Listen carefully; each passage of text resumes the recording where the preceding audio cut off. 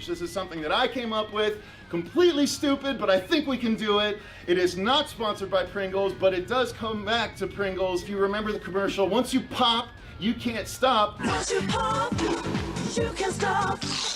We're here to disprove that.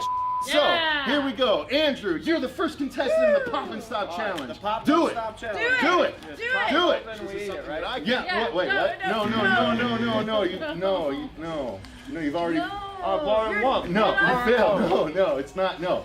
No. Pop and Okay. All right. Andrew's out. All right, Andrew, get out. Here you go. You're done. You're done. Get out of here. All right. All right, Marcia, here we go. right, You're all right. contestant number 2 in the All right, Pop all and Stop Challenge. right. Do it. Do All it. right. Oh, wait. Pop. All right. You can. Oh, okay, I got Smarter it. than the can. Smarter than the can. All right. All right, here you go. All right. Now stop. All right. Now stop. All Don't right. do it. No, don't do it. It's like flying at me. No, I just don't. can't. No, It's you just turn it. Okay, Turn it this I'm way. fighting. No, Oh, no. yeah. She can't. I don't think you guys are. Okay. All right. No. Here, stand clear. You failed. All right, stand clear. Here we go. Pop and Stop Challenge. You ready? Here we go. You pop. You rip. And you stop.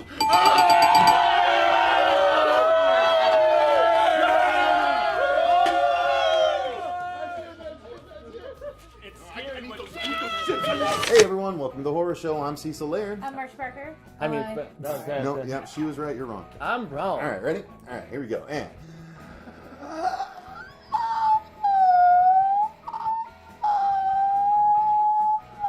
that really became an experiment how long I could do that I was for about more to than say. anything else. Alright, I think sorry. we should keep that in. Alright. Bloopers. Sorry. Yeah. Alright, and 3, Season 2, three 1. Alright. It is when the preacher gets carved up a crucifix like right into his chest, man. And Crucifix? No. No, it's a Pentagram. pentagram. Yeah, that's right. Yeah. Go ahead. Upside down pentagram. Well, I'm gonna fix that. Yeah, a pentacle is when it's right side. A pentagram is when it's upside down. Yeah. Oh. Yeah, like I straight didn't up know get. that. Sorry. Oh, you're fine. Can I look at my underwear? Checking out your underoos. There. Whoa! Jesus. Real close. But I think this story is even more poignant today than it was 10 years ago because Star Wars technology. more what now? I stopped dead in my tracks. All right. No, I'm just gonna. Yeah, just do that again. And I personally think this story is more poignant. Yes, the the pronunciation police beside me. Yeah. Yeah. Oh, absolutely. Yeah. It was cinematography. Cinematographer. So, shit, I just lost my train of thought. I had another thought too. I forgot what it was as well. leave it to us. Leave it to us. So what was your thought? I don't remember. I totally lost my train of I thought. had a thought as well. I forgot what it was. Give me something really quick. No, leave it to us. Oh, God. We're talking here.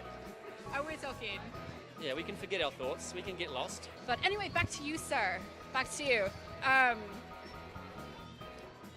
No, back to you. No. Back to you.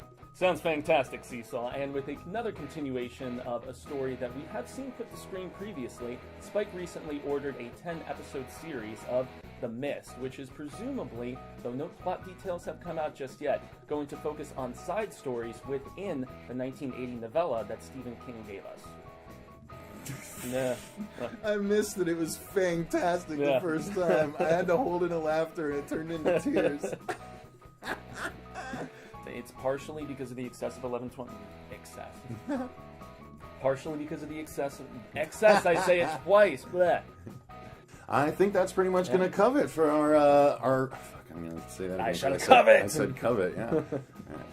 Right. Wait. Great. Bloopers. Sorry. Tacos.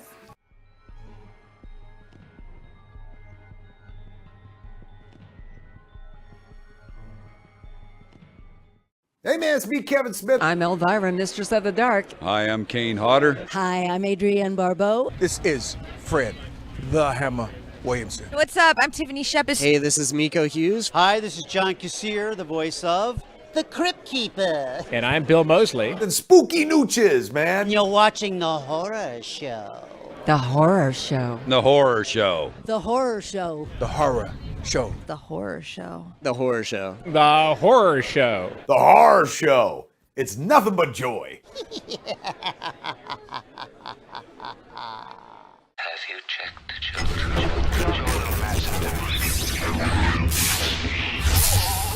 Hi, I'm Chucky. Wanna play? Sometimes that is better. You're gonna need a bigger boat. Oh, wrong thing. There we go. We still made it. What's up, everyone? Welcome to the Horror Show. I'm Cecil Laird. I'm Marsh Parker. I mean, Fuego here. And we are here to do our monthly review roundup. So, with our truncated episodes, guys, scoot a little bit to your left, just a little bit. Okay. A little Yeah, bit. okay. I just want to make sure we're all here. No, Okay. no, we're good. Cut So, off them eyes. so we have actually watched a ton of stuff from May, and we only reviewed a little bit of it because that's when we did our relaunch of the channel, and we're just not doing full videos about every single thing that we reviewed, and so we have a lot to talk about because there was not only a few movies, but quite frankly this month there was much more TV coverage that we have than anything else. Now, Marsha's not going to be here for the entire thing. She's going to join us for the things that she has to talk about, and then she's going to mosey along because we've just finished recording a commentary and a trailer reaction. So, or another trailer reaction roundup rather that'll go up tomorrow. So let's jump in, Marsha, with one that. And forgive that we're trying to do the live green screen thing. I think it's having trouble with my shirt, unfortunately. But I might need to run and change real quick. And while I do so, Marsha, why don't you go ahead and discuss Clarice? I'm going to go change shirts. Hopefully it'll fix So, this. yeah, I was the only one who watched this, right? Or did you watch a little bit? I watched the pilot episode, and then I kind of trudged through a little bit of 2 and 3, but it was so late at night that I wasn't paying proper attention. But I felt like I got enough of a vibe from the pilot where it's directly like right after Silence of the Lambs, and there's even recasting of some of those iconic characters like the girl that she saves, and it didn't feel within the same spirit. It felt kind of cash grabbing, and it definitely felt like they were defanging and declawing the R-rated nastiness of not just the film adaptations, but the Thomas Harris books. And so, but you forged forward and got it all done. I did. I watched all of it. But yeah, like you said, it's not what I don't know what I was expecting, to be honest. Like, what would life be like after, the experience that she went through? And it's just like, I guess part of me never thought it would just go back to like, okay, I'm just gonna go after the serial killer. It wasn't scary. It wasn't like, it didn't have that same Silence of the Lambs feel to it at all. It was just her journey.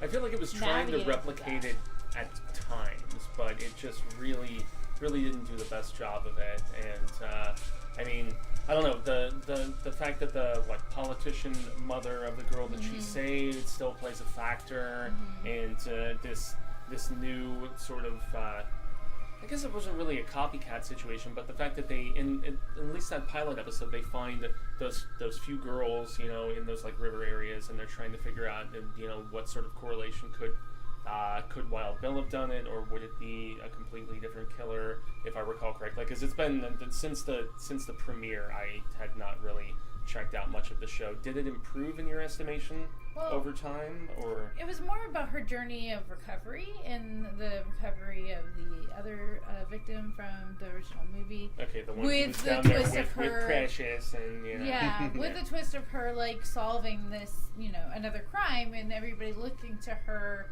because she's now the famous FBI agent that solved this really large crime and serial killer. So they really are just using her for just like that she's there at first, but then it develops. It's okay. It's a cop drama. It's not like horror. It's not scary. It doesn't feel like it was part of Silence of the Lambs, even though it was a direct response to it. So, I mean, Although don't they I have watched to, it, but was I happy with it? I was like, I don't know. I Would guess you watch a second season? which I is don't coming. think so. It's in development. Oh, it is? Yeah, it's already I don't happening. think so. I don't think I could. If people really wanted me to, like, if you guys want to pay us money, I'll watch it. Patreon. There you go. Patreon request, yeah. But other than that, like, it wasn't enough to keep my interest at all. It wasn't interesting enough. Like, the acting was fine. The cinematography was fine. It did hit some, like, nostalgic points. And we got to see some fun faces that we haven't seen for a while. But, yeah, no. Okay. No, sorry. All right, yeah, I didn't have much hope for it, to be honest, so I didn't bother with it. I know I came in a little late. Real quick, let's just shout out some people. Yeah. We have Spoot Dev here. What's up? Oh, too sleepy, nighty night. Okay, Yeah, well, I hope you had a good night. Ghost Pirate Entertainment is here. Very, very weak show, so watered down, okay? Scratch Bruno is here, and then Sam Glass is here. We also had Sam, Ken the 13th and Sherry earlier on. Sam, hope you're doing better, man. Indeed. I know you've been enduring a lot, so good to see you here tonight. So, Fuego, let's move on, and Marsha, let's move on to something all three of us can talk about. Yeah, sure. Which this isn't necessarily altogether horror either. This is kids horror. Yeah. Which is the third season of Jurassic World Camp Cretaceous. It's fun. So fun stuff. I think Marsha might have got through this quicker than everyone. Oh, really? Maybe. I don't know. I did watch through it pretty quick this time. So I enjoyed it. I think, the quality of the show has maintained its level. Some of the characters have gotten slightly less annoying over time, which is nice. Yeah, I think their camaraderie has grown over the course of this season specifically because, like, there were certain faction friendships in season 1 and 2, and it's like everybody has kind of found fun with each other because they just kind of splinter off, and which I thought was cool for just the all-out ensemble. Mm-hmm. Yeah, I thought the dinosaur action was really fun too in this one. Mm-hmm. But before we dive deep, Marsha, you jump in with your thoughts. I loved it. I just think it's cute. just a great story, and to me it hasn't like tapered off at all. Like even at the end of this season, I'm like, oh, could there be more? Like I know it's a kid show, but it's something that I can enjoy with my kids, and like there's still little parts where Alex isn't 100% comfortable with what's going on, but at the same time, it's like a wonderment to watch it. And Pete was watching it he hadn't watched the other season, so he started watching this one. He was like, "Oh, this is along with the movie, right?" I'm like, "Yes, good job." Those gaps, man. So he didn't know, but like that's I guess a testament to the season. Even here, third in, you're like, "Oh, that looks familiar." Like it's cool. Mm-hmm. Yeah, no, I agree. We got to see more of the Indoraptor, right? That's what it was in the second movie. The Indocraptor, as I think I called it, because I wasn't the biggest fan of falling. Otherwise known as Scorpius, the Scorpius. Scorpius. And I guess we're not gonna spoil that. No, not all of it. Yeah, that makes sense. But they did expand the lore of the Indoraptor a little bit. I also like the fact that bringing more woo back. Yeah. Really good stuff, and just seeing how that particular project progressed, and playing with fire as I knew since the beginning of the original film. They knew what they were messing with. Now, technically, they can make one more season of the show if they want. And I think it is greenlit already, if I'm not mistaken. Okay. Yeah. Yeah, because one more season is about all they have time left to squeeze out before the island goes bye-bye, based on the movie. So I did feel the stakes were a little lessened in this one compared to the previous season, just by a slight degree, because there weren't as many nefarious people, like you had in season 2 with those with that couple who was there and they try to escape on their yacht in this one. And there was a little less human death in this one, actually, too. I feel like they scaled it back a little bit. True, yeah, just the kids and stuff. But Bumpy and the endearance of that relationship with him and the kid who turns Rambo from nerd, like I don't know. There's it was like just getting reacquainted with old friends, and that was what I liked so much about it. And it is good. Really it is good entry-level horror because there are some scary situations for kids. Like, if my 4-year-old watched it, and I know she does, she enjoys it, but I know she gets a little freaked out at times by it. So it's scary because they allude to like people like getting eaten. Yeah, they're not.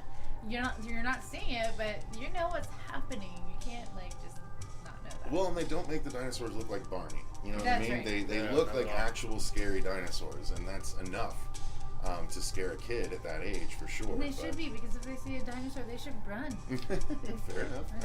Yeah. Word up. But yeah, on Netflix, this is really good. Lots of fun, great entry level stuff for any of your kids that you want to just kind of shoehorn into horror. If you like and have watched with your kids Jurassic World and Jurassic World Fallen Kingdom and didn't realize that Camp Cretaceous takes place during those movies, then that should be enough to sell you to at least give it a try, especially with your kids. It's definitely worthwhile. What's up, DMT Infinity? Good to see you. All right, so let's go ahead and move on. Now, there's another thing that I know Marsha can speak about, which is the second season of Love, Death, and Robots. Now, if I'm not mistaken, we all really loved the first season. We all really enjoyed it. I really did. It was a throwback to like the Animatrix, which was a collection of shorts about the Matrix that each one was done in a different animation style. This one is just an anthology story about love, death, and or robots, depending on any given story. And the first season was really good, so we were all pumped about the second season, and I gotta say, I'll be the first to say that the second season did not live up to it for me. It was definitely less enjoyable overall. There were a lot of half in length. There was a lot of stories where I was like, okay, and that was about it. And then one story in particular that, as a new father, I had a particularly hard time coping with. Ultimately, I gotta say, I was not super impressed or happy. I was impressed with the style and the actual animation work, but the content of the stories did not do it for me this time around. I agree with that. I thought at times I found myself like, that's really beautifully created, and like you said, the animation and the graphics and everything were beautiful, but some of the stories, I was like you said, it was a little much or not quite there. I did enjoy the very first one the most. The one with the... It's like the evil cleaning robot, like floor robot. It was the most Pixar-ish. It was very Pixar-ish, especially from the animation style. It was Pixar, but it was also a little like slasher involved, so it made it fun. And almost kind of Terminator too, with where it goes. Anyway, Ninja Grandma, she got some moves, man. That was nice, but like the one with the kids, like I don't want to get too much. That was hard when they were trying to like. Yeah, they were trying to monitor reproductive stuff, and it's just stuff with kids are always hard. The maintenance robot one was one of these, right? Where it was the dude that made it to the crashed ship, and the maintenance robot was going a little wacky. No, that was the Michael B. Jordan one. Oh, that was him. Oh, Michael B. Jordan did the mocap for it.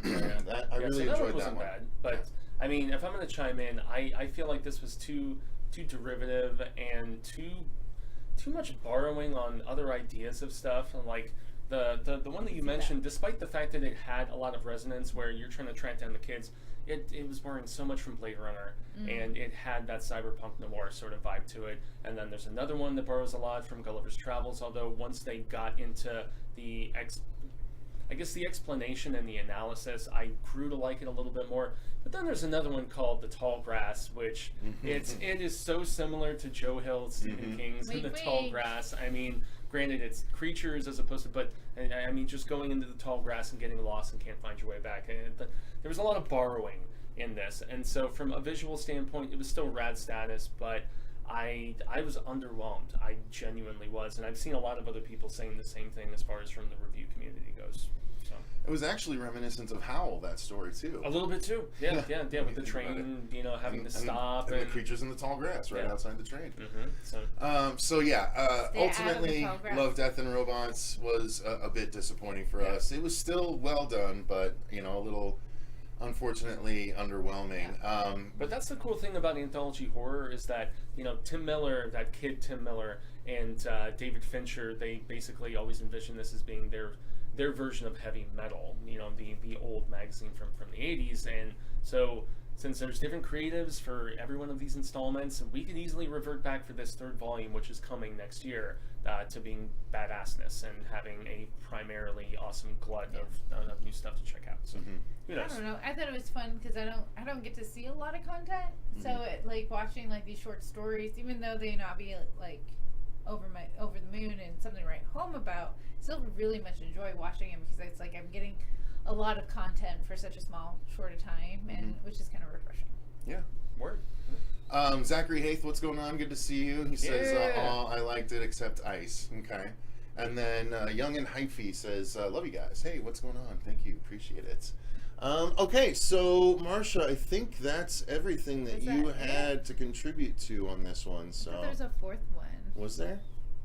Do you see any of them on here? Invincible. Oh, you did watch Invincible? Yeah, I watched it. Yeah, let's get into that because I just finished that the other night.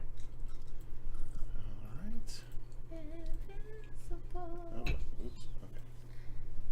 I am invincible. All right.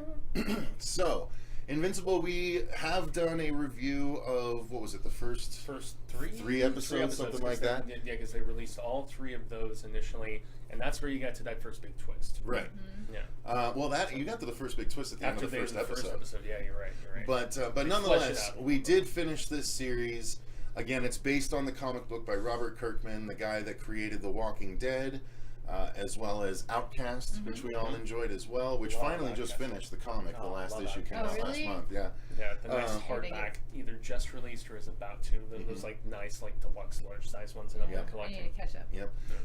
So this was again not really horror, but there are so many horrific situations in it that it could easily be talked about here on the channel, and especially if you consider gore factor, which is one of the coolest things about this show, is that it does not shy away from the necessary gore to not only portray the events from the comics, but to adequately get across the horrifying nature of the situation. Like, you don't realize how deadly, you know, alien invasions are from the Marvel movies or even the DC movies. You see in this their beams just cutting through swaths of people on the street as they try and flee for their lives. Like, it's the most realistic representation of what would happen in a world full of actual superheroes and supervillains, and that's one of the things that I love about this show. And it's why, like in Civil War, they've started to have those little bits of exposition where they're like, "Oh yeah, we evacuated all the people, so the building that's being destroyed, and you know, just take into consideration the amount of life that is lost." Right. These sort of super fights, like at the end of Man of Steel, for instance, you know. So. Yeah. No. So, Marsha, what did you think of the show? Yeah. I dug it. Did you watch it with anyone else? Your kids? I watched it with Pete, and the kids were up for some of it, not all of it. There was some time when we first started watching it, we got to a point where we're like, okay, maybe not. With the kids. And then it's a cartoon, but wait, yeah, and then later on we're like, they're watching their tablets. It's fine. It's fine. Okay, so what were your thoughts on it, though? I thought it was really good. The story was like, heart-wrenching in a way. Like, I just can't even imagine, like, going through what that family went through once they found the truth. I mean, it's one thing to find out your dad is like the traveling salesman, milkman, and has a second family somewhere, and then finding out what you find out. But you know, it's fun. It's good. Yeah, I was impressed with it. Although I do think it kind of lost some steam in the middle of the series. There's an awful lot of, "Where were you, Mark? Oh, yeah, I'm sorry." Yeah, and lots of teen angst and stuff, and that's where I feel like I know they were trying to balance it, you know, as far as him having this relationship with the Amber, the Sassy Beats character, and it's like, okay, we've seen this trope before where you're trying to juggle and you just can't get back in time for the date, and all that different stuff, and also in the back half of this where there is like a cloning reproduction, without getting into it, I didn't like that subplot very much personally, but really the heart of it is trying to figure out the mystery of why the father does what he does without spoiling it, and they definitely take their time to get there, and that it's a very fulfilling segment, especially with the punishment he puts on his son, like putting him through the like subway and all that stuff. Like, oh, holy shizzle, dude! It goes there. It really, really does. And but I kind of feel like the supporting cast they were gonna play a bigger part, and then they were kind of pushed to the side. You know, this new Guardians of the Globe with Rex and robots and. Adam Eve still gets her time and whatnot, but they do leave it wide open for a hopeful next season, but it's not confirmed yet from what I understand. No, they approved season 2 and 3. Did they? Yeah. Okay, well I thought that was the case I'd be for surprised if the they did. boys, This is but so well done. No, they approved season 2 and 3 for Invincible. Okay, because they got that order like just a couple days after it dropped. Really? Because I still remember when tweeted about Kirkman was on there with Kevin Smith, he was like, they haven't. That was before it officially dropped. Oh, before. Okay. Well, you just must have watched it after it dropped. Yeah. I saved it to your watch later or something. Yeah. Those K. Smith Fat Man on Batmans, especially once he's had Kirkman on, they are lengthy, and so yeah. Yeah, but no. that's So cool. they got season 2 and 3 order. Nice. Well, not only that, but I mean, it's gonna go the distance because that's the thing. The thing that everyone had an issue with was that I agree that teenage angst, but all the other stuff is what he starts to lean into. Like, again, keep in mind, this was a 174 issue series. Oh, wow. And he's like, keep that in mind, in order to tell a story that people want to come back to, you have to increase everything as you go. He's like, so this was just the first 13 issues of that 174 issues. So everything has to get more and more intensified every single new story arc, and it does. It gets crazy though, like the stuff with the squiddles, whatever they are, the sequids. Bars, they're called sequids. Yeah. The sequids. Yeah, that whole story arc is huge. There's a whole thing that's gonna happen when Mark ends up with who he ends up with. That goes the distance. I think the whole he's going family develops like it. No, I think he's going elsewhere. I think he's going with Adam Eve. You'll see what happens. That's my prediction. Adam Eve, by the way, I don't know that they're gonna do this because it was very controversial in the comics. But at one point, due to something that happens, she disappears for a while. And when she comes back, she's really big, like me. And so, she's just a really big version of Adam Eve for a little while because she was dealing with stuff emotionally and ended up emotionally eating and stuff like that. Such a close connection. It's crazy. Like they go deep with stuff, and it gets more and more crazy. All the stuff that he introduced, all the the Alan the alien, he plays a pivotal role through the whole thing. I can't say too much. And I'm curious about the Cecil, how he's Cecil of it all, the robot of it all, with everything. And the Nolan of it all. The mother and Nolan of it all. That dynamic. You got to imagine that Nolan is not done in this series. No, there's no way he is. He's not dead. And Seth Rogen was the one who was voicing Alan the guy. The alien. Exactly. And I mean, where his dad described his mom as a pet made me really sad, dude. Anyway, but Invincible is fantastic. I haven't seen any of my friends throughout the reviewing community, or even just fans in general, saying much bad about it. So, no. We have a couple of loves in the comments too. Young and Hypey says, Invincible seriously made me love superheroes for the first time ever. That's really cool. That's high praise. Ken the 13th says, love how Invincible feels like a refreshing take on superheroes. There you go. Everything Horror says, go Suns. Amen. All right. Yeah, all right. Careful with the spoilers, nerd. Thanks, Zachary. I got you. I'm done. All right. So that is, I think, where we're gonna leave Invincible again, without more Battle Beast. The Battle Beast as far as the little figures? No, Battle Beast is the cat. The cat. The big cat creature. That was so crazy to watch. I'm like, what? Battle Beast is badass. Yeah. Anyway. We had lots of cool stuff coming in Invincible, but I think that's going to do it for Marsha's time then, right? Yeah, I think that's all of them, but thanks for letting me come by and do some roundup. There's no letting you come by. You're always welcome, Marsha. Presents, you know that. Parker. Until next time. All right, well, you drive safe. Thank you for coming out. Cheers, y'all. Bye. Cheers from Marsha. That's water. Choosing with water. Yeah, I know. I need to drink some more water myself. I'll tell you what. It's Arizona. You got to keep it refreshed. Yeah. And I'm the one drinking the color out of space beverage over here. There you go. Just appropriately so. Mm-hmm. Yeah, have a good sleep tonight with that, Marsha. Yeah, I'm sure she will.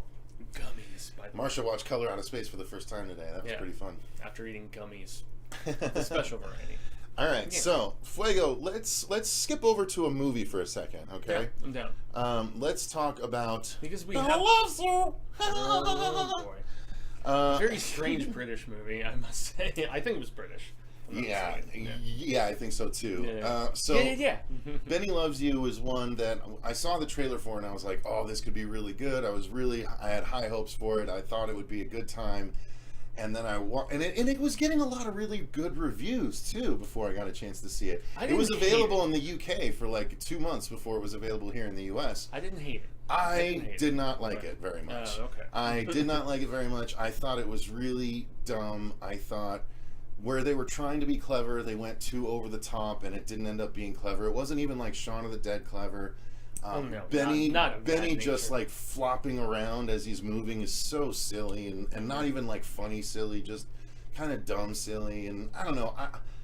I didn't jive with the movie. I wasn't a big fan. Yeah, I think if you had a more just like lead character you could get behind in this, which you with how like dumpy and schlumpy and stuff he is, and he's and such everything. a douche. Yeah, he's not somebody you're gonna rally behind, and despite the fact that he has all of this nasty stuff befall him, you know, with parents dying, the whole birthday situation, and the silliness of that, you know, or whatever, and just rediscovering this toy, and then anytime he has that just potential to get out of said situation, whether it's the idiots hating on him at work or the new girl that after some of his suggestions start to take off and, you know, she kind of takes a liking to him, nothing really hit for me, man. I mean, some of the gore was cool in that goofy, over-the-top and deliberate sort of situation, but this one just...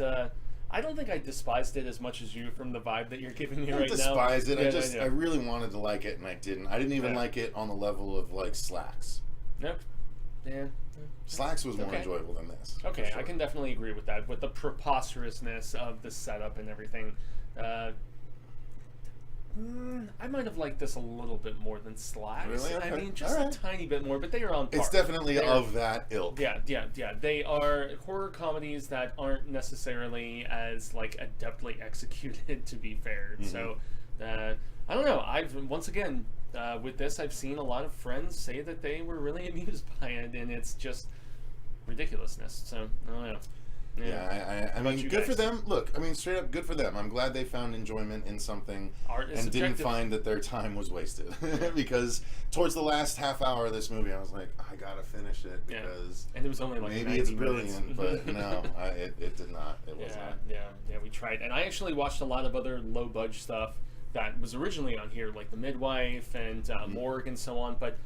When there's so many other things that are more just proper to talk about that have so much more merit, there's no reason for me to like whittle through the stuff that was just incredibly boring. Right. So yeah, and this was borderline in that regard. It was. I'm glad I didn't rent it. This guy. Yeah. Well, I'm glad you got in on that rental while I had it. No, I did. Yeah. All right, so let's move on to Castlevania Season 4. Dude, just finished it yesterday. This, I thought, was awesome. I was so ecstatic with how it rounded out, because it ends the series. It is a 4-season series, and now I believe they're planning to do spin-offs That's what they're saying. from it. Yeah. But I thought Season 4 was probably the best season. Season 1 was a little bit of a struggle because it is such a slow to get into situation. It was only 6 episodes too. So that didn't help. And then, you know, I thought Season 2 was great. I thought Season 3 started to be a little bit meh. And then Season 4 brought it back big time for me. So, I mean, I loved it. I love the big surprise bad guy that we got. That was Should we say who it is? Or no. We'll hold off for those of you that haven't watched it yet. But suffice it to say, there is a big bad guy in a big badass boss fight with a character that showed up in almost every single Castlevania game ever to have been created. True, I didn't even think about that. Yeah, there's always so a boss fight with him. So it did make massive sense, even if it was like lower level tiers of like later games and stuff.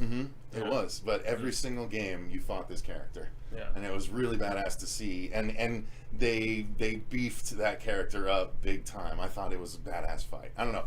So the culmination was awesome. The violence is still there. Because that's something that this series has always excelled at, which is their, you know, violent animated gore, and God, they knocked it out of the park in this season for me. I'll let you talk now. Oh, you're good, man. I still prefer the 3rd season. I think that's my favorite, and I saw CP is on there. What up, CP? What is going, man? I actually heard someone say, well, it's British humor. No, it's bad humor. Okay, so CP saw Benny Loves You, and Benny Loves You is... I think he had mentioned it at one point a couple weeks ago during show business. During show business? What, you mean show business? That wonderful show that you can find on Willis Greedy on Monday nights? Exactly. 6 p.m. Pacific and 9 p.m. Eastern, although we have had to push it based on scheduling conflicts and stuff like that. But yeah, man, I have so much fun talking with Chauncey and CP and Lindsay from My 2 Cents of Nonsense. But wait, you're talking about Lindsay from King Shark videos on My 2 Cents of Nonsense? That's actually a better way of classifying it. King Shark is a shark. King Shark is a shark. Did I get 1 million views now? Do I get 1 million views? Probably not. Right place, right time, man. No, but so... Third season, I think I preferred because of the fact that there was the awesomeness of the warring factions of the post-Dracula sort of situation, and I feel like they kind of scrapped that idea here in the 4th season because of the fact that, you know, Hector and Isaac and what happens with them, and also Lenore being kind of relegated and less villainous. I mean, both of her sisters and also the sisters, you know, lover and stuff, they're still pretty prominent, but they really did, and also I feel like Alucard, since the death of Dracula in season 2, spoilers, sorry, Dracula dies in season 2, I feel like Alucard has been really relegated in the 3rd and the 4th season of this show, and everybody wants to see the spin-off be Symphony of the Night. I don't think they're going to do that personally. They've even said the logistics of it, of that classic PlayStation game, just couldn't happen, but it was a very satisfying finale for what happens with, you know, our Belmont and his lady love and some of the other things. And so it was still awesomely violent, but some of the, like, just story arcs and, like, subplots that they teased at the end of the 3rd season, I felt like they just kind of backed off on and didn't fulfill the way that I was hoping they were going to. And maybe that was because they knew it was the final season, and so they just can't keep forging forward. So, but dude, I still had a ton of fun with this. Man, Castlevania, the animated version of it, and the fact that they went R-rated throughout the entirety is so awesome. I can't recommend it enough, and I hope they do spin it off in some regard. So I hope Young and Ivy, we didn't spoil anything. I don't think we did. I was very delicately trying to dance around. But he said, I heard there's a major Berserk reference in season 4. I gotta be honest, I've only ever watched the 3 Berserk movies that are on Netflix. So I don't know what reference that would have been because I've only watched them once. So if there is, I missed it. And also, rest peacefully, the creator just passed away. Indeed. Rest in peace. Okay, well, let's. We good on that one, Fuego? We good to move on? Yeah, I think so. But it is awesome streaming the entire 4 seasons on Netflix right now. So we're moving on to a Shudder series, or a series that you can watch on Shudder that originated in Australia, if I'm not mistaken. Australia. Deadhouse Dark. And this is a, like a 6-episode? Only structure. 6-episode anthology that are like between 10 and 20 minutes long each episode, so it's a breeze to get through. And they're all really short. Yeah, they're all like 10 to 15 minutes ish. Yeah, we're 10 to 20, which is what I just said. But yeah, sure. Oh, sorry. My bad. But nonetheless, they're not. Well, okay, I was going to say they're not connected, but they do try and do a connection thing, but quite frankly, all except for one of the episodes were just kind of meh to me, and even that one was, like, predictable. So, ultimately, I think it's not really something you need to waste your time with, but if you're interested to see something that's done okay, and it's not a huge time investment, and you like horror anthologies, give it a spin. Maybe you'll like it more than me, but I'm interested to see what your thoughts are, Fuego. Yeah, I wasn't so hot on it either, man. And the production values, despite the fact that you could tell it was low budget, like you can always tell when low budget is like not elevating their craft, and then you can tell where low budget is actually trying to do something with it. And it's the latter in this instance for me. I really dig the first segment, actually, and yet I saw the twist coming as far as driving on the Outback Road and so on and so forth. Like I saw that one coming too. Yeah, totally, a mile away, but it was still effective and fun. Second episode was the one about the girl who was the runner. and you have to expect there is something nefarious transpiring. Oh yeah. Yeah. That one. Yeah. That one I was not so hot on. Although I watched it with Catherine, and since she's a former cross country person and stuff, she kind of found some merit in it. But they try to connect things in a couple of middle episodes. There is, without revealing who is a serial killer and which episode he's actually in, but there is somebody who is dealing with the aftermath in a later episode of that, and that's really the only connectivity that we get as far as, and she has this box that she discovers where there's they all do, but you don't have to refer to it like that. Okay, well that's where I'll stop and pull off right there, because that box... You didn't get my joke, it's okay, continue. But that box is actually where you get references to even the one where the guy is like the ghost hunters, and he has the sticker or the casing on the back of his phone, that says, it's like what? Coffee and hunt, sleep, or whatever, where they go into the depths of that underground area. So once again, very derivative, and a lot of stuff that we have seen before, unfortunately, and this fell prey to that. And then the final episode with the woman who was the hoarder and the caregiver. I don't know. This series just didn't do it for me. And I'm not trying to hate it as far as, I thought acting was actually good throughout, but the writing specifically just did not really forge any just new ground. It was more so just revisiting things that we've seen before. So, yeah, agreed. Yeah. So there you go, guys. Take it for what it is. You Take can, it for what you it can is. give it a try or not. Let's move on to another thing that's available on Shudder that was actually covered on the last drive-in just a couple of weeks ago, and that is Fried Berry. That's where it actually premiered on the last drive-in and then dropped on Shudder proper. So I did not see it. No, this one's all you, buddy. Yeah, this movie's a trip, dude. Just real quick, hello to Michael M. and Sky. Yeah, Michael M. What is going on, man? And that is a dude who's been on quite a few of the Hail to Stephen King stuff and given some support and stuff like that. And Sky, what is up? This movie's strange. Very strange, very deliberately strange, but not of like the A24 sort of strangeness. It's not Greasy Strangler strange? Well, was that an A24 though? I don't know. I think that was Spectre. I'm asking, is it Greasy Strangler strange? It is more so of that vibe. Okay, because the poster is very reminiscent. More so of that vibe, dude. So much so in the fact that you have this. Boy, I think they're in South Africa, if I remember correctly. South Africa. Yeah, exactly. Oxland? South Africa. Oxland? Anyway, I'm not going to try to recall that specific, main epicenter, but so you've got this dude who was like straight up crackhead, and he is suddenly taken over by an alien, and then this alien is essentially driving his body into weird situation after weird situation, where he is getting down and having sex, and he's doing all kinds of weird drugs, from the psychedelic to the smoky upper sort of variety, and yet he kind of gains a little bit more of a conscience and a personability that the old guy who was inhabiting that body didn't have.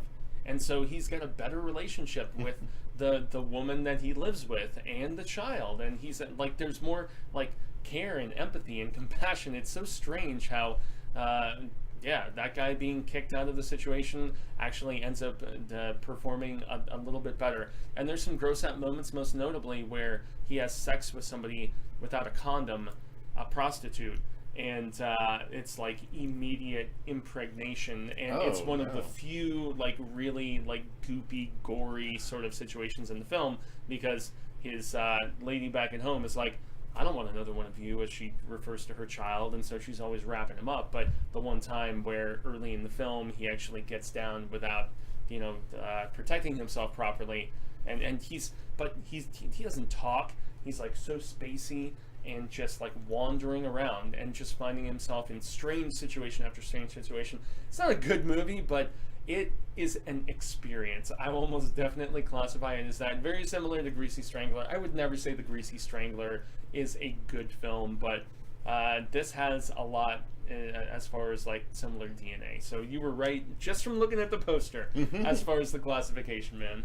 All right, cool. Well, has anyone else seen this in the chat, please? Yeah, Young and Hyphy said Fried Berry watched this one, pretty crazy. It is strange. Holy shit. The ending was actually his favorite part, is what he said, with the two women.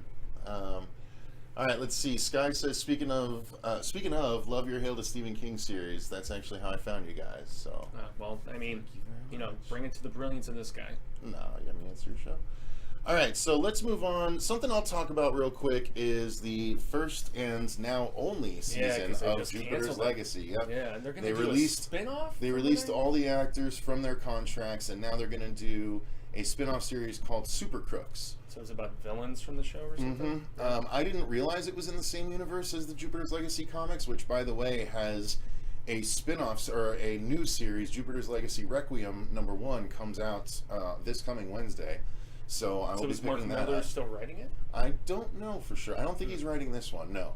But nonetheless, this series was I believe, 8-episode, if I'm not mistaken, telling of a really short, deconstructed, or I'm sorry, it's not very dense 5-issue series. And quite frankly, they do something completely different from what the 5-issue series did, which is odd because the popularity of the 5-issue series is how it must have gotten picked up to be made into a Netflix series, and then they changed it so dramatically that it failed as a Netflix series. It was boring to watch, and the comic series was not boring at all. So the differences were startling, and it became a meditation on Superman's code. Like, it's this main guy played by Josh Duhamel. Mr. Fergie. He has a code where, the superheroes have to abide by it, because he's kind of like the head superhero, where it's like, we don't kill anyone, we don't kill villains, we always find another way.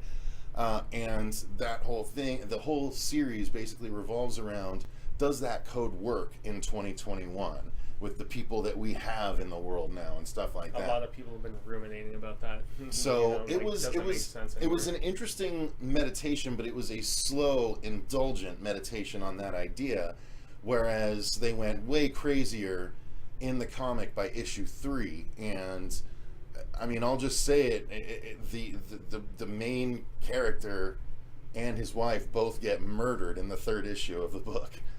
Completely. And so it's completely different.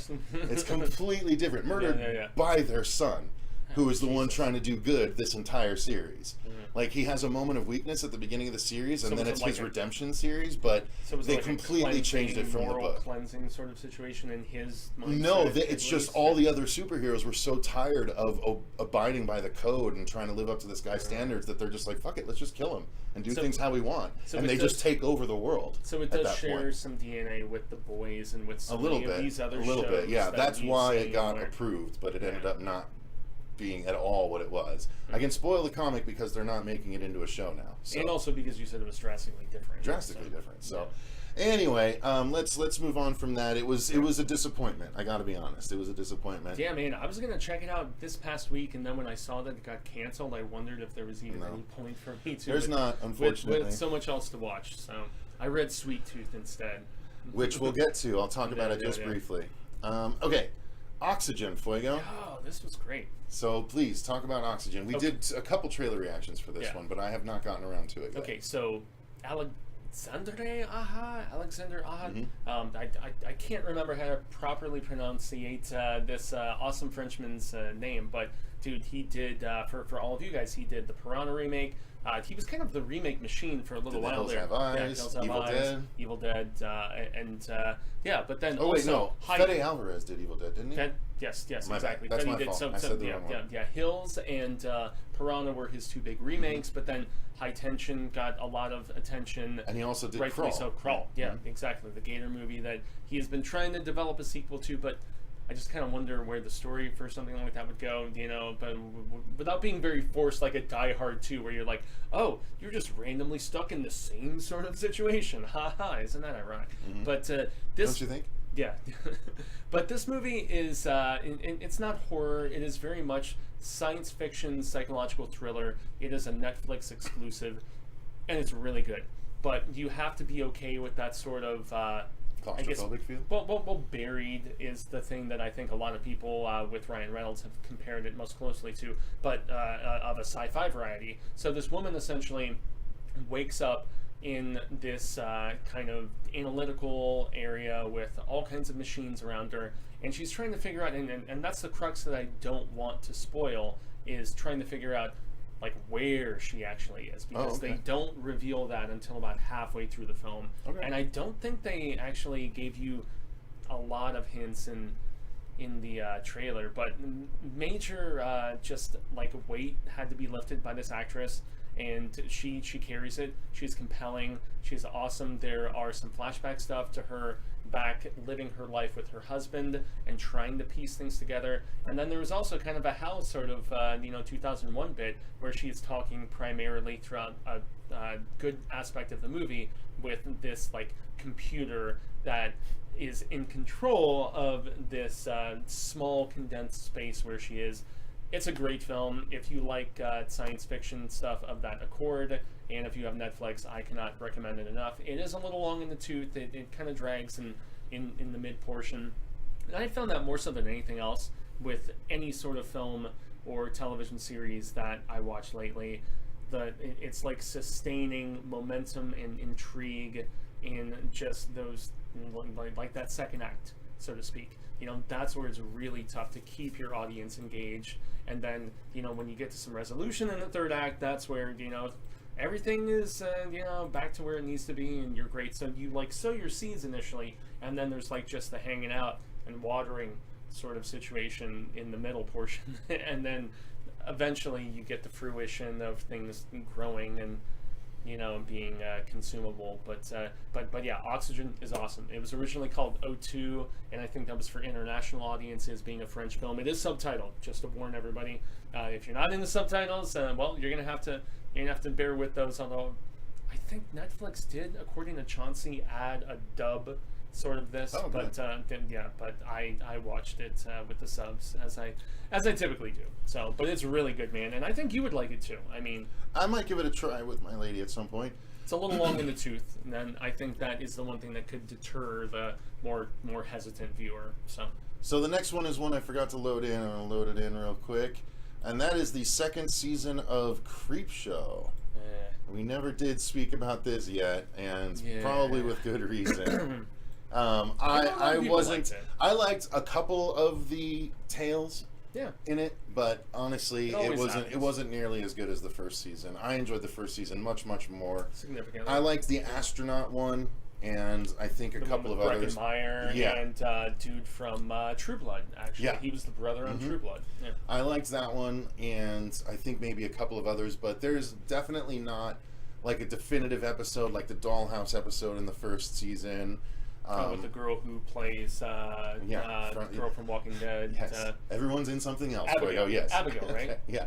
But yeah, no, I know they're all. I'm sorry, there was a chronic delay. You're just like, yeah, dude, everybody acts and everything. What are you talking? Like, why do you always have to give that point of reference, you idiot?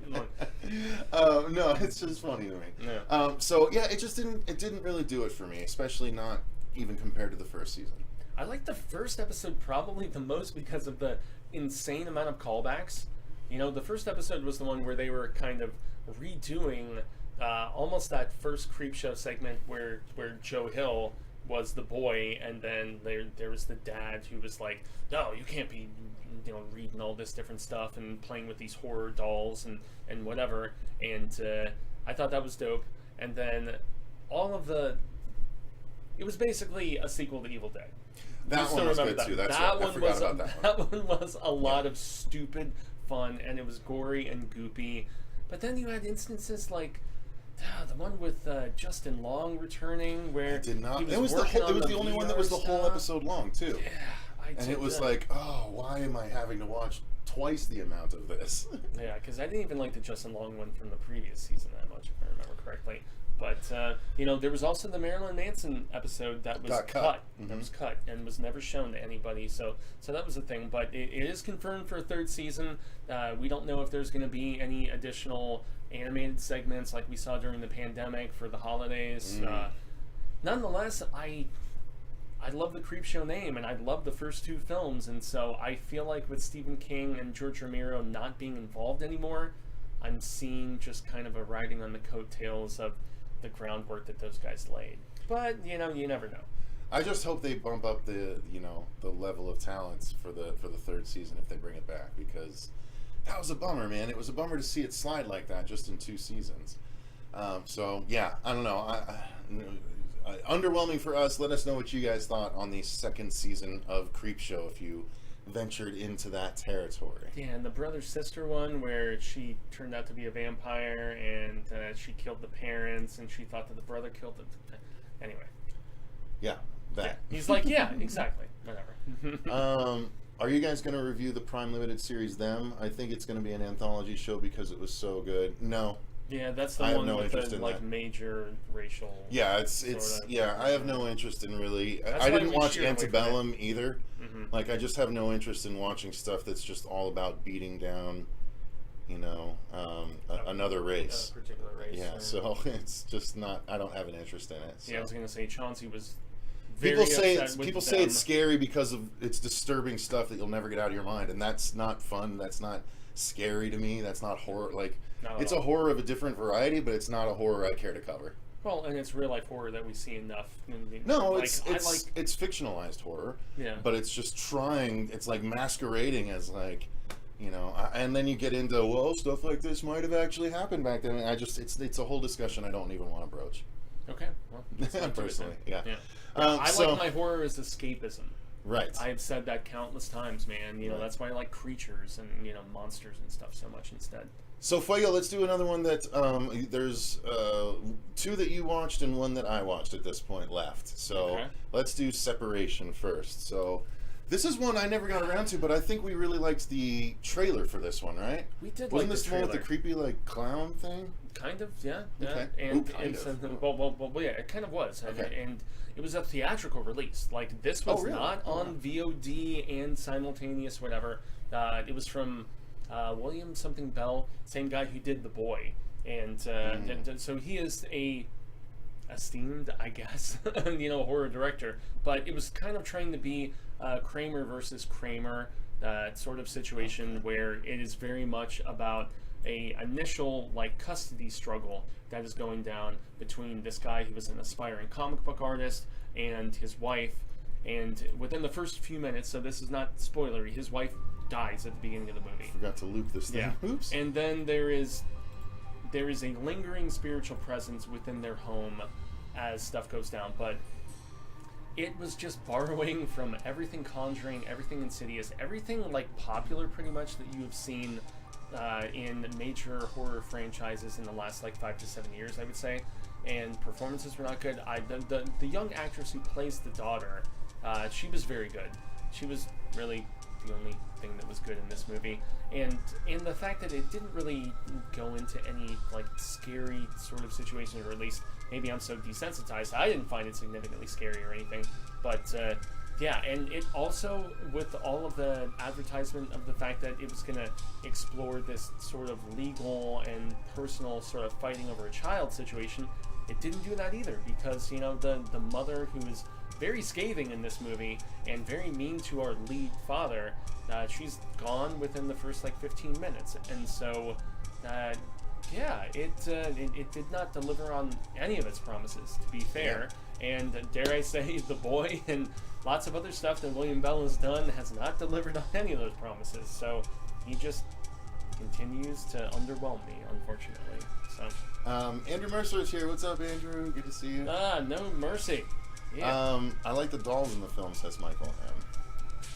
Well, there was some cool stuff with the dolls, and like there were some freak out situations. There were some freak out bits, you know, with the daughter where she is imagining things and where you're seeing the manifestation of this presence that starts to torment them. But it's like really the mother is, you know, not ready to go on to the next level of existence, and still has all this rage that was pent up from back when she was still alive, and so yeah, that's about it. Alright, so there was another one I forgot about that I can talk about. So it was one that was dumped essentially into theaters, very similar to The Unholy, very similar to some of these other horror films that, you know, went just to theaters that I've seen in the last few months. So this is the series available on Netflix, Alice in Borderland. I forgot about this one. South Korean, right? Yes, it was a Korean. I mean, you can pretty much assume South Korean if you say Korean at this point. It's not going to be North Korean. No, they always say SK. But I suppose you're right. But nonetheless, it was a really interesting show that is basically Cube mixed with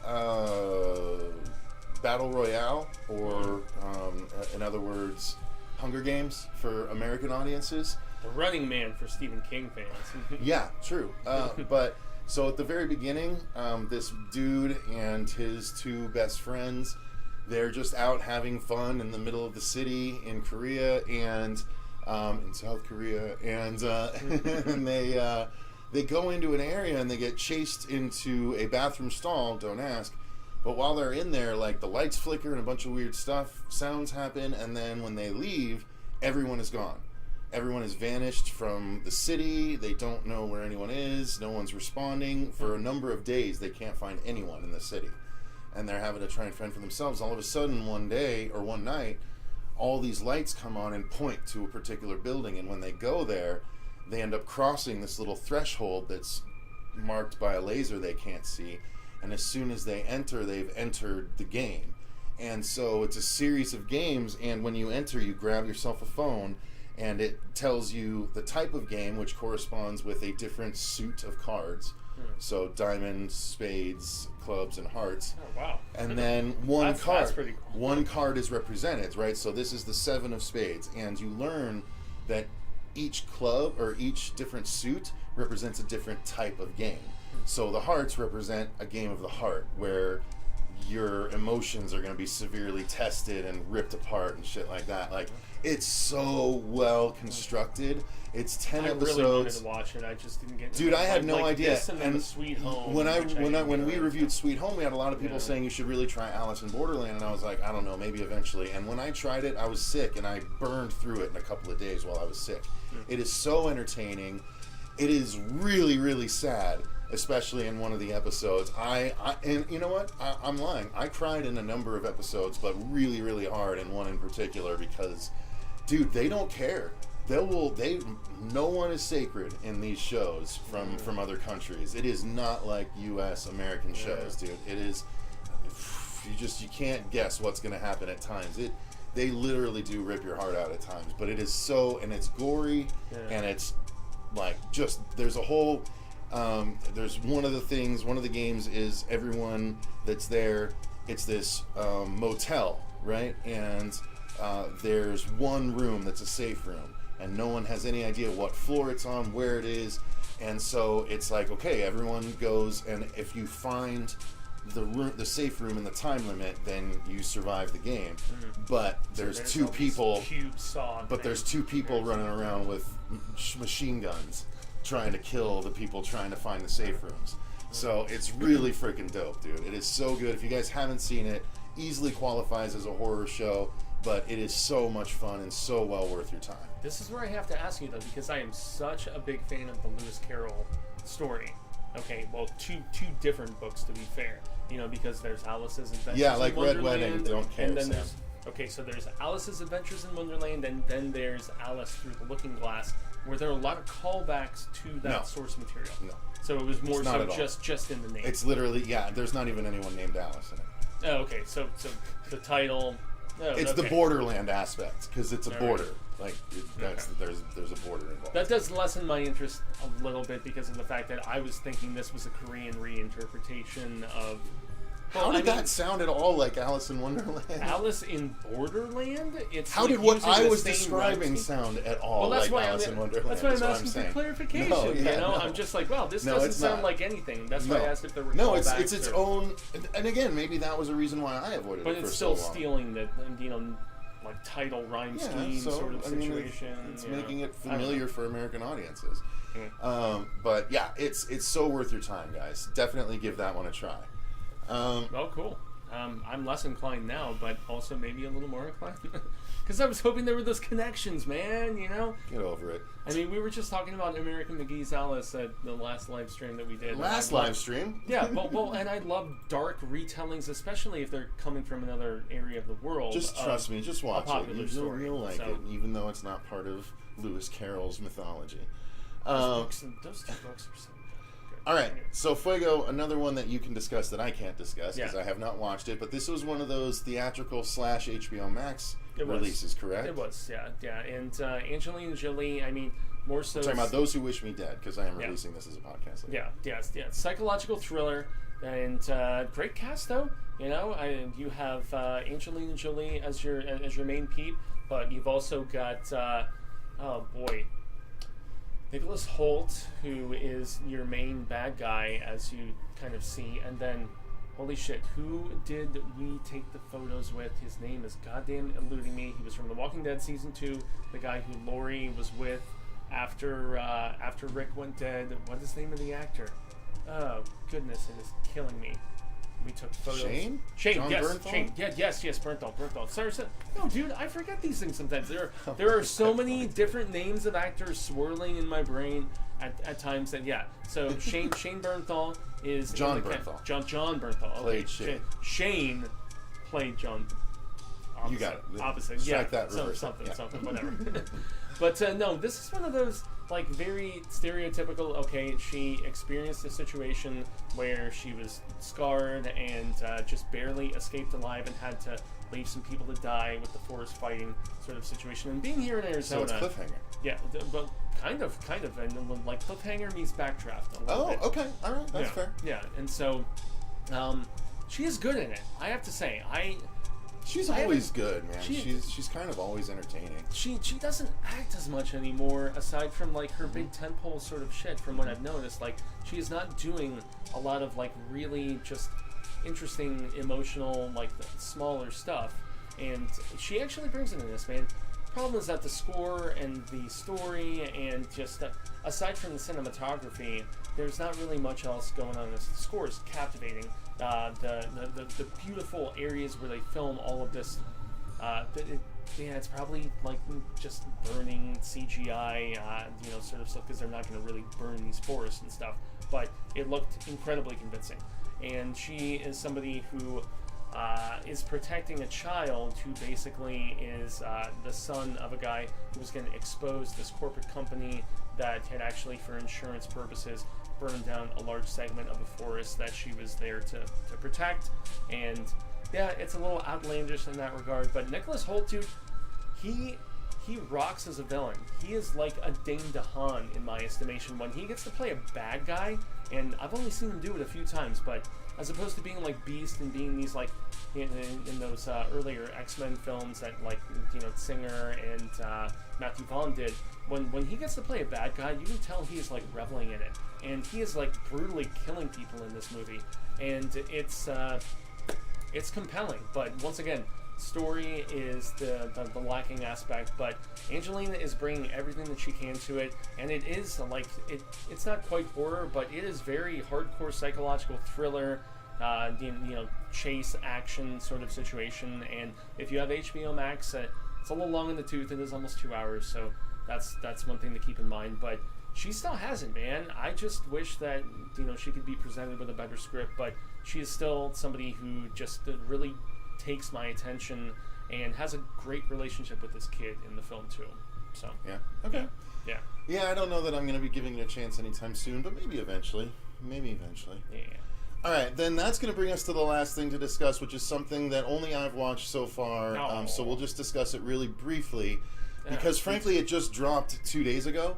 And that's Sweet Tooth, and since it's part of June's release, we will cover it on the in the next review roundup, which will be the first week of July. Yeah. So just real briefly though, I can say, having read the entire comic book series and now watched the entire first season of the show, it's fantastic. It is so worth everyone's time. It is, believe it or not, it is a fresh enough take on the post-apocalypse that you don't realize that this is yet another post-apocalypse story. And the acting is phenomenal. It is a beautifully shot and presented show. The everything involved with it is just top notch. So if you guys haven't tried Sweet Tooth yet, again, it just dropped on Friday. It is very much worth your time. It's about the post-apocalypse. It's after a virus has spread through humanity and eliminated most humans. And at essentially the same time, while that was happening, every child that started getting born was born a human-animal hybrid, and no one knows why. So normal human babies stopped being born, and human-animal hybrids started being born, right when the virus killed most of humanity. And so no one has any answers. It's just people trying to live, and it picks up, a few years after it happens, and you start to follow this antlered kid, Gus. And it's just phenomenal. Give it a try. Watch the first episode, and I think you'll see it's very worth your time. And that's where, in a very brief, non-spoilery comparison, I will say, man, that the Jeff Lemire comic book, it wasn't so heavy-handed on the post-apocalyptic aspect, and I really appreciated that. It was in the fact that this kid was religiously indoctrinated, and he had so much from his father, who, the mother was lost at the onset of this sort of situation, and then they're in this remote environment. Father is lost in the first issue, so not to spoil stuff too much, but then he has to eventually venture out in those first 6 issues, and it's compelling. It's brilliantly illustrated. Seek out those Vertigo comics if you guys get the chance, because I haven't watched the series yet, but I am super stoked. Dude, I'm even more stoked to watch them now since I read those first 6 issues. So they're really good. Yeah, bring it on. All right. Yeah, no, it's funny because they had to start. Kevin Smith even talked about it briefly on his most recent Fat Man Beyond, where they had to have started shooting this before the pandemic hit. But there are quarantine, stand 6 feet apart, masks and stuff like that all through the series, so it's really interesting. So I don't know the timing of it, how it worked, but it really seemed to work out. So yeah, that's enough. I don't want to say more. We'll all discuss it. Hopefully Marcia and Susie will be back to discuss it during the next review roundup next month. But that's going to do it for everything we wanted to discuss this month. Thank you guys so much for watching. If you enjoyed the video, please click the like button, and if you're so inclined, the link to our Patreon is in the description box, where you can tell us movies to review or do commentaries for, any of that good stuff. But tell us what to do. It's been a long day of filming already. We've been going for over 6 hours, so we're gonna cut it here. So thank you guys so much. Until next time, I've been Cecil Laird, and Gracias, I've been Jaime Fuego. And remember, stay scared. Oh, this Killer Clown shirt, I believe this is available on our site, on our TeePublic site. Yes. Also in the description box. Oh, it totally is. I added a bunch of new designs, and this is one of them. So you can get this through our TeePublic site. Link in the description box.